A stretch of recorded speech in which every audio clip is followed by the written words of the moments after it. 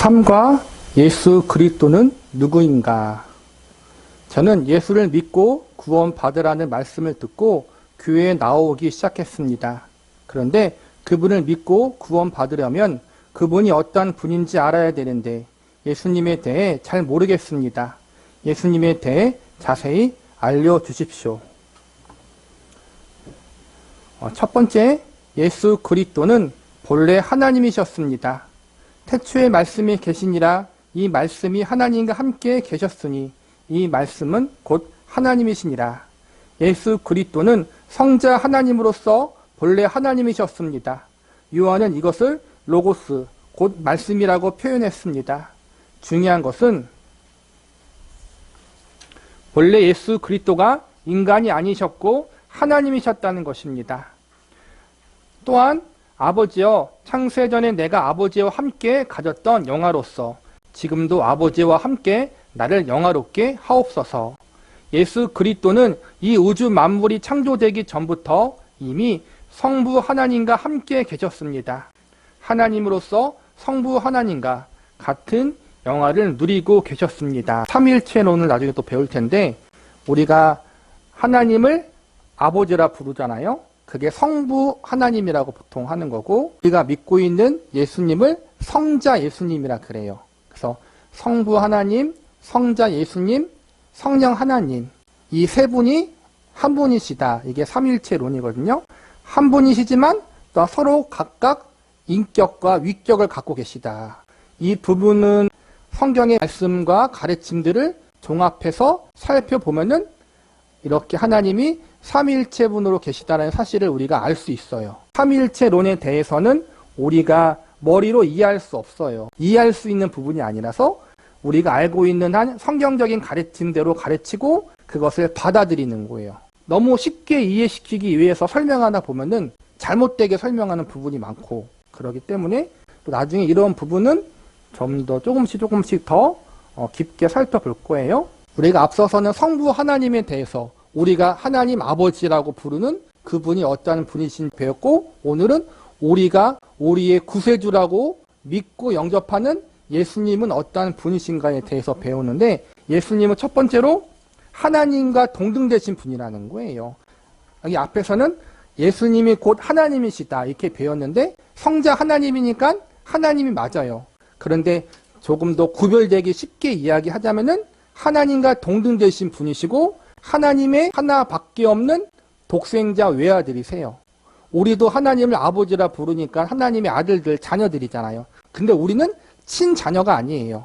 예수님의 대속의 은혜로 말미암아 십자가의 은혜로 말미암아 하나님께 입양된 자식들이에요. 근데 하나님은 그런 분이 아니라 하나님의 친아들이시고 동시에 하나님과 동등되신 분이시고 하나님과 똑같이 누군가에 의해서 만들어진 분이 아니라 영원 전부터 영원까지 계시는 하나님과 동등되신 분이라는 거예요. 하나님 아버지가 갖고 계시는 동일한 권능을 예수님도 갖고 계셔요. 영원하신 분이시고 하나님이 이 세상을 창조하실 때 성자 예수님도 함께 그 창조 사역에 동참하셨고 그렇기 때문에 예수님이 곧 하나님이시다. 예수 그리스도는 본래 하나님이셨습니다. 우주 만물이 창조되기 이전에 이미 하나님과 함께 계셨습니다. 교리적으로는 하나님은 성부 하나님과 성자 하나님으로 구분해서 부릅니다. 즉 아버지 하나님은 성부 하나님, 예수 그리스도는 성자 하나님이라고 부릅니다. 그러니까 예수 그리스도는 본래 성자 하나님으로 성부 하나님과 함께 계셨습니다. 예수 그리스도는 창조 이전부터 성부 하나님과 함께 계셨던 성자 하나님이십니다. 두 번째, 예수 그리스도는 이 세상의 구세주로 오실 것이라고 오래전부터 예언되었습니다. 그러므로 주께서 친히 징조로 너희에게 주실 것이라. 보라 처녀가 잉태하여 아들을 낳을 것이요 그 이름을 임마누엘이라 하리라. 이사야 선지자는 이미 주님께서 오시기 전 700년 전 구세주가 어떻게 이 땅에 오실 것인가를 예언했습니다. 가장 핵심적인 내용이 동정녀 탄생 예언입니다. 즉 성령으로 잉태되어 처녀인 마리아에게서 태어나실 것을 예언한 것입니다. 또한 베들레헴 에브라다야 너는 유다 족속 중에 작을지라도 이스라엘을 다스릴 자가 내게로 나올 것이라. 그의 근본은 상고 태초이니라. 미가 선지자는 이사야와 비슷한 시기, 즉 주전 700년경에 미가서를 기록했습니다. 여기서 메시아가 어디서 태어나실 것인지를 예언하고 있습니다. 정말 작은 고을, 누구도 생각 못한 곳 베들레헴에서 주님이 탄생하실 것을 예언했습니다. 주님이 어떠한 분이시냐? 여기서 보니까 구약에서 예언된 메시아시다. 구약 창세기에서부터 아담과 하와가 선악을 알게 하는 나무의 열매를 먹고 난 후에 하나님 앞에 이제는 징계를 받잖아요. 아담과 하와가 에덴 동산에서 쫓겨나고 사단의 도구로 쓰임받은 뱀이 하나님 앞에 크게 이제는 징계를 받으면서 하나님이 예언하세요. 이제는 여자의 후손을 올기가 너의 머리를 밟을 것이다. 그런 식으로 이제 예언하는데 그게 원시 복음이라고 부르는데 이때부터 성경에서는 곳곳에 하나님이 메시아를 보내서 인류를 구원하실 것을 예언하셔요.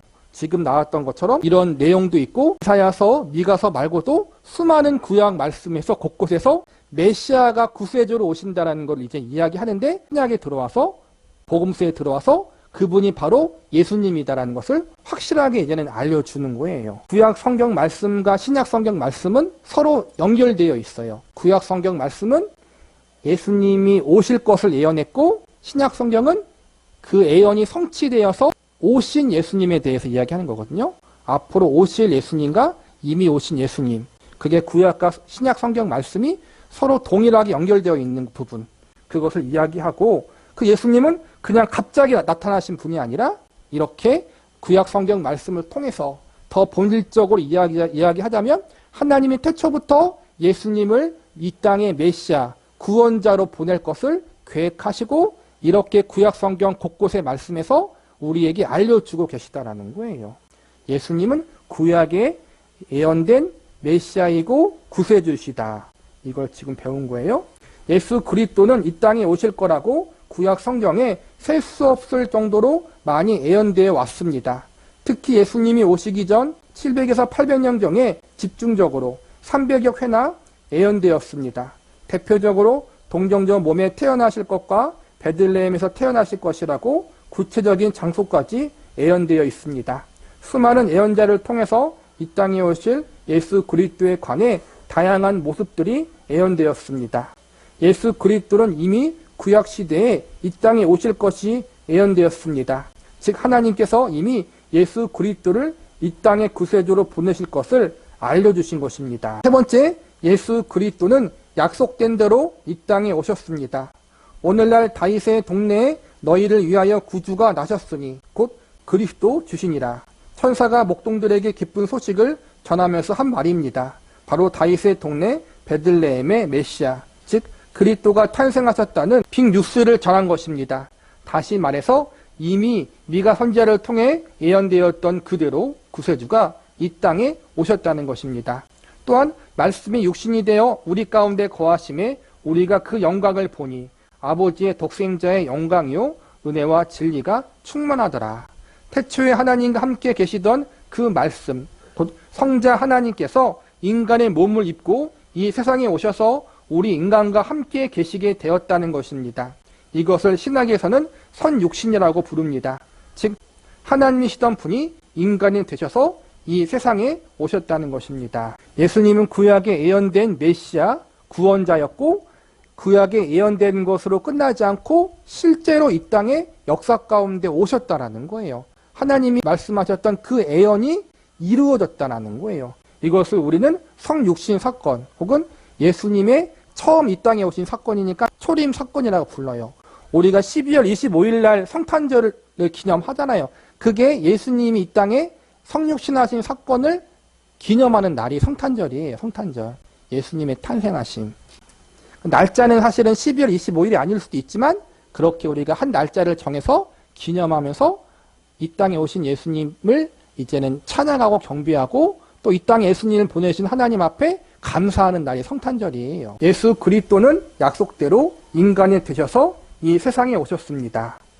하나님의 아들이시고 하나님과 동등되시고 영원하신 분이신 그 하나님이 진짜로 인간이 돼서 이 땅에 오셨다는 거예요.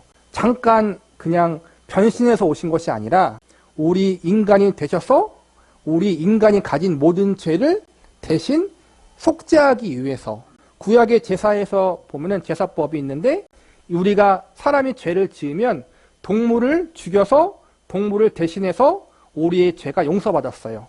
그러니까 내 죄가 동물에게 전가돼서 그 동물을 죽여서 불태워서 하나님 앞에 제사를 드림으로 죄를 용서받았다라는 거예요. 그게 구약의 율법에 나온 제사 의식이에요. 하나님이 정하신 법. 죄는 생명으로 갚아야 된다. 즉 죄를 지으면 죽어야 된다라는 거예요. 큰 죄이든 작은 죄이든 모든 죄는 죽음을 가져와요. 그런데 하나님께서 하나님 백성을 죽이지 않으시고 대신 동물들을 대신 죽게 하심으로 사람의 죄를 용서하신 거예요. 그런데 이것은 동물이 우리의 죄를 가져가 용서되어지는 것이 아니라 예수님이 앞으로 그 사역을 하실 것을 미리 알려준 역할을 하는 거거든요. 예수님이 우리의 죄를 다 가져가셔서 우리를 대신해서 십자가에서 죽으신 거란 말이에요. 그것을 대속의 사역, 속죄의 사역이라 그래요. 우리의 죄를 대신해서 속죄하셨다. 우리가 그 사실을 믿는 게 바로 복음이고 구원이에요. 예수님이 나의 모든 죄를 다 용서해 주시고 사해 주시기 위해서 십자가에서 나를 위해 대신 죽으셨다. 그분이 나의 구원자이시고 주인이시다.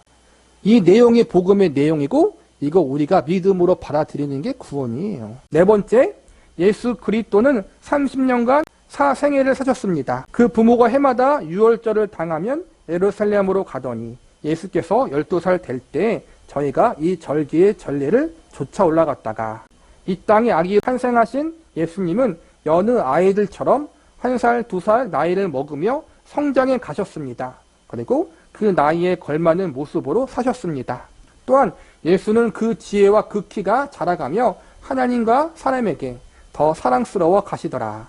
예수 그리스도께서 인간의 삶의 주기를 따른 성장을 있는 그대로 경험하셨습니다. 그 누구보다도 정상적인 성장을 보이셨기에 하나님은 물론이고 사람들에게도 사랑스럽게 보이셨습니다. 육체적으로나 도덕적으로나 지식적인 면에서 문제가 있다든지 비행을 저질렀다든지 했다면 사랑스럽게 보이지 못하셨을 것입니다. 즉 예수 그리스도는 정상적인 성장 과정을 밟으며 30년을 사셨다는 것을 확인할 수 있습니다. 이 땅에 성육신하여서 아기 예수님으로 오신 그 예수님은 우리가 태어나서 자랐던 것과 똑같이 그렇게 나이를 드시고 성장하셨다는 거예요. 즉 진짜 인간의 몸으로 오셨다는 거예요. 잠깐 체험하러 오신 게 아니라 정말로 30년 동안 예수 그리스도는 마리아와 요셉의 아들로 30년을 사셨습니다. 다른 일반 사람들과 마찬가지로 영아기, 유아기, 아동기, 청소년기, 청년기를 차례로 지내셨습니다. 우리는 이것을 사생애라고 부릅니다. 이 사생애 동안 예수 그리스도는 성실하게 주어진 삶에 최선을 다하셨습니다.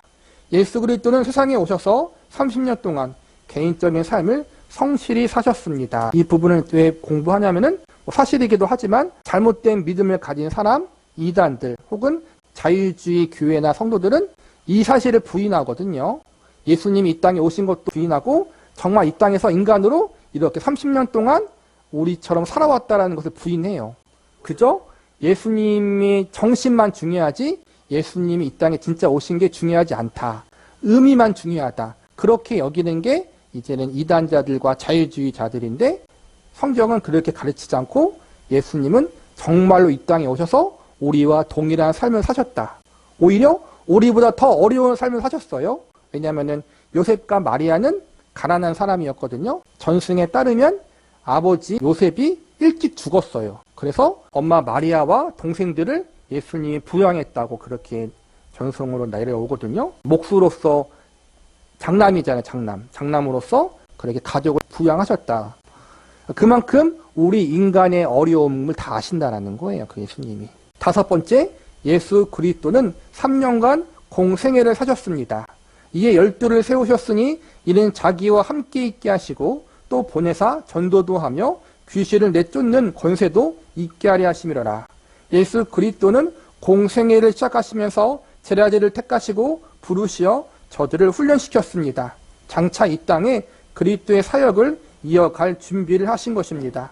또한 주의 성령이 내게 임하였으니 이는 가난한 자에게 복음을 전하게 하시려고 내게 기름을 부으시고 나를 보내사 포로된 자에게 자유를 눈먼 자에게 다시 보게 함을 전파하며 눌린 자를 자유케 하고 주의 은혜의 해를 전파하게 하려 하심이라 하였더라. 예수 그리스도께서는 가난한 자들을, 포로된 자들, 눈먼 자들, 눌린 자들, 즉 소외된 사람들을 돌보시고 저들을 섬기셨다는 것을 말씀하십니다. 예수 그리스도께서는 마치 목자가 양을 돌보듯 하나님의 백성들을 보호하시고 살피시며 돌보시는 사역을 하셨습니다. 예수님이 이 땅에 오셔서 30년 동안 사셨던 생활을 개인적인 삶이라고 보통 이야기해요. 여기서는 이제는 사생의 개인적인 삶, 그렇게 삶을 사셨고 30살이 되시고 나서 그 후로 3년 동안은 하나님의 일을 위해서 본격적으로 사셨어요. 그것을 공생애라고 부르거든요. 이 공생애 기간에 하신 일이 12명의 제자들을 세우고 그들을 가르치시고 또 하나님의 백성들을 향해서 하나님 말씀을 가르치시고 귀신 들린 자, 몸이 연약한 자, 그들을 치유해 주시고 이런 말씀 사역과 치유 사역과 전도 사역을 함께 감당하셨어요. 우리가 아직 죄인 되었을 때 그리스도께서 우리를 위하여 죽으심으로 하나님께서 우리에 대한 자기 사랑을 확증하셨느니라. 예수 그리스도께서 우리를 위해서 고난을 당하셨습니다.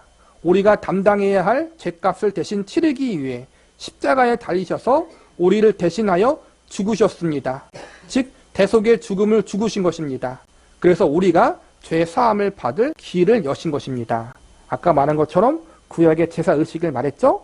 예수님이 진짜 인간의 몸으로 오셔서 우리의 죄를 대신해서 제물이 되셔서 하나님 앞에 십자가에 매달려 죽으신 거란 말이에요. 십자가의 죽으심은 우리의 죄를 다 사하시고 용서하시기 위한 속죄의 죽음이시고 그 일을 예수님이 진짜로 행하셨다. 또 빨리 가서 또 그의 제자들에게 이르시되 그가 죽은 자 가운데서 살아나셨고 너희보다 먼저 갈릴리로 가시나니 너희가 배우리라 하라. 예수 그리스도께서는 십자가에 달려 죽으신 후 4일 만에 부활하셨습니다. 죽음의 권세를 깨트리고 다시 살아나셨습니다. 예수 그리스도께서 부활의 첫 열매가 되셔서 우리도 부활할 소망을 갖게 하셨습니다. 예수 그리스도께서는 진정한 승리를 우리에게 보이셨고 우리도 그 승리에 동참할 수 있게 하셨습니다. 예수님이 십자가에서 우리의 죄를 용서하시기 위해서 죽으신 것으로 끝나지 않으시고 죽으신 지 3일 만에 다시 부활하셨어요. 이것은 뭐냐면은 예수님이 죄를 이기시고 사망의 모든 권세를 이기셨다는 거예요. 그로 말미암아 예수님을 구세주로 믿는 사람은 죄만 용서받는 것이 아니라 나중에 사망도 이겨서 다시 부활하여서 영원히 하나님의 나라에서 하나님과 예수님과 살 것을 우리에게 약속하시고 보여주신 거란 말이에요. 죄만 용서받는 것이 끝이 아니라 천국의 백성으로서 천국을 소망하며 살아갈 수 있도록 영생 복락을 소망하며 살아갈 수 있도록 예수님이 부활의 첫 열매가 되셨다라는 거예요. 예수 그리스도는 3년간 우리 인간을 위해 사셨습니다. 이 땅에 하나님의 나라를 소개하셨고 하나님 말씀을 가르쳐 주셨으며 놀라운 이적도 베풀어 주셨습니다. 그리고 제자들을 불러 교육시키면서 장차 교회의 초석을 놓으셨습니다. 결정적으로 우리를 위해 고난 당하셨고 십자가에 달려 돌아가셨습니다. 그런데 죽음에 머물러 계시지 않고 부활하셨습니다. 이 모든 예수 그리스도의 생애를 우리는 공생애라고 부릅니다. 예수 그리스도께서는 3년간 온 인류를 위해 공생애를 사셨습니다. 6번째, 예수 그리스도께서는 승천하셨습니다. 이 말씀을 마치고 저희 보는 데서 올라와 가시니 구름이 저를 가리워 보이지 않게 하더라.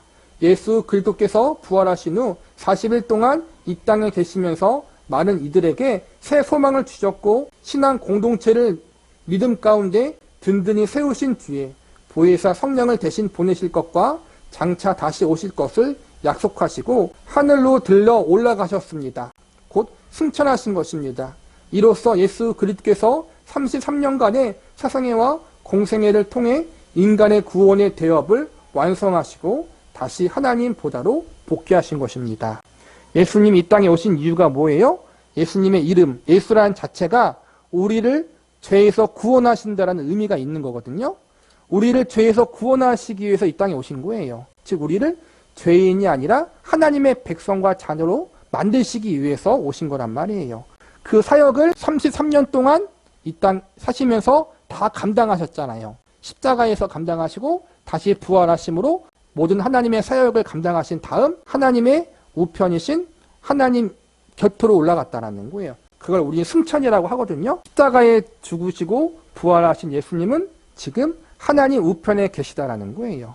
영원히 살아계시다라는 거예요. 하나님 우편에 계신 예수님, 살아계신 예수님은 그 하나님 우편에서 지금도 우리를 위해서 기도하고 계시고 우리를 붙잡고 계시다는 사실을 그렇게 성경은 가르치고 계셔요. 예수 그리스도께서는 부활하신 뒤에 40일간 이 땅에 머무시다가 다시 하나님 우편으로 올라가셨습니다. 이것을 승천이라고 합니다. 예수 그리스도께서는 다시 높고 높은 하나님 보좌의 자리로 복귀하신 것입니다. 예수 그리스도께서는 승천하셨습니다. 마지막이네요. 7번째, 예수 그리스도께서는 다시 오실 것입니다.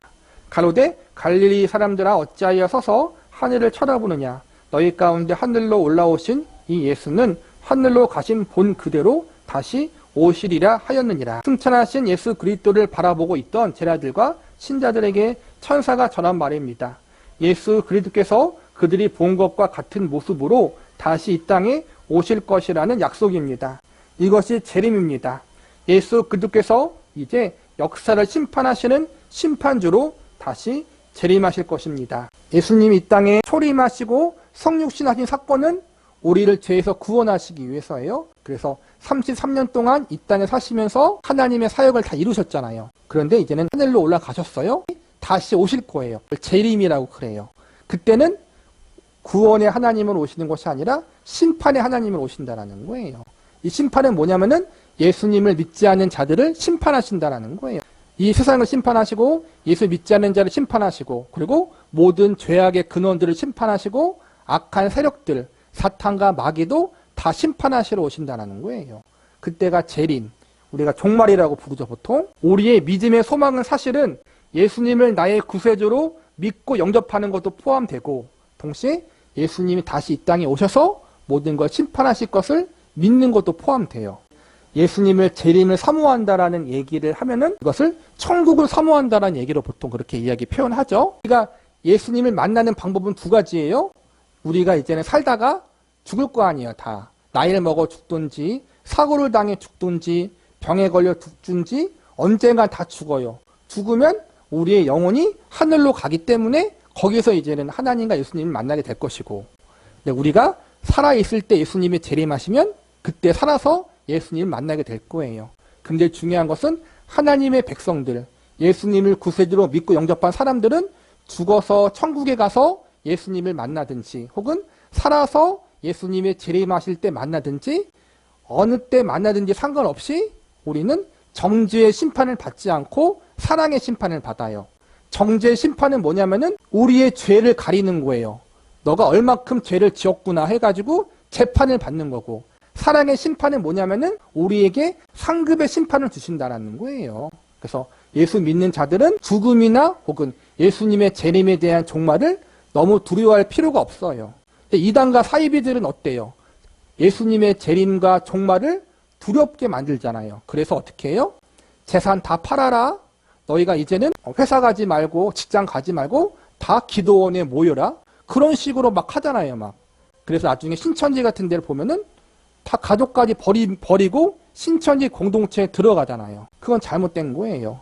우리는 천국을 소망하는 사람들은, 예수님의 재림을 소망하는 자들은 종말이 무섭지 않아요. 개인의 종말이든 인류의 종말이든, 왜냐하면 우리는 언제 어디서나 하나님의 자녀이기 때문에 뭘 하든지 어차피 우리는 죄인된 상태에서 구원받은 거예요. 내가 잘해서 구원받은 게 아니라는 거예요. 그러니까 두려워할 필요가 없어요. 지금 우리의 상태가 믿음이 부족하고 연약해도 두려워할 필요가 없어요. 어차피 구원은 예수님 때문에 받은 거기 때문에. 그래서 우리의 삶, 일상의 삶이 소중한 거예요. 일상의 삶에서 하나님의 백성답게 살아가는 것. 하나님의 백성다움의 삶을 사는 게 중요한 거예요. 어디에 있든지.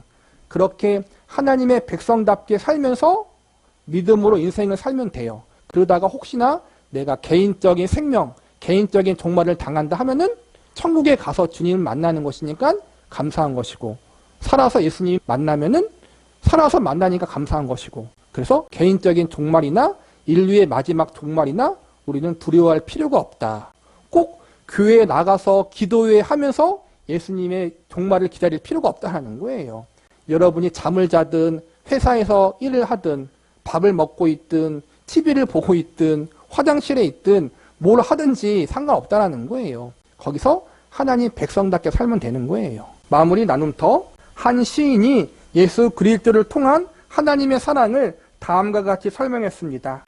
사랑의 하나님께서 그의 모든 황금 화살을 나에게 쏘아대셨다. 그러나 나의 마음을 관통할 수 없었다. 그러나 하나님께서는 자기 자신을 활에 재어서 자신을 나의 가슴 속으로 똑바로 쓰셨다. 그렇습니다. 하나님께서는 각가지 방법으로 우리를 사랑하셨습니다. 그러나 우리 마음이 굳게 닫혀 있어서 그 사랑을 받지 못했습니다. 받지 못했다가 아니라 깨닫지 못했던 거죠. 그렇죠? 정확히 이야기하면 하나님께서는 끝내 예수 그리스도를 통해 당신 자신을 우리에게 다 주셨습니다. 이제서야 우리가 그 사랑을 깨닫습니다. 감사한 마음으로 감격하여 그 사랑을 받습니다. 우리는 앞에서 예수 그리스도를 생애라는 관점에서 살펴보았습니다. 여기서 발견할 수 있는 예수 그리스도는 바로 하나님의 사랑의 절정입니다. 예수 그리스도를 통해서 하나님께서 우리에게 당신의 그 모든 것을 다 주신 것입니다. 이제 이 사실을 깨닫고 믿음으로 살아야 할 것이고 또 감사함으로 찬양하며 살아야 할 것입니다. 하나님이 그분의 독생자 외아들을 우리를 위해 주셨어요. 그리고 예수님은 그분 자신의 생명을 우리에게 주신 거잖아요. 그만큼 우리를 사랑하신다. 생명같이 사랑하신다는 거. 생명. 우리가 다 자녀가 있잖아요. 부모님들이 있잖아요. 가족이 있잖아요. 자녀를 생명같이 사랑하잖아요. 하나님도 똑같고 그 이상이라는 거예요. 그래서 우리가 인생을 살면서 대답을 들을 수 없는 내 생각으로 납득하지 않는 고난을 당할 때가 있어요.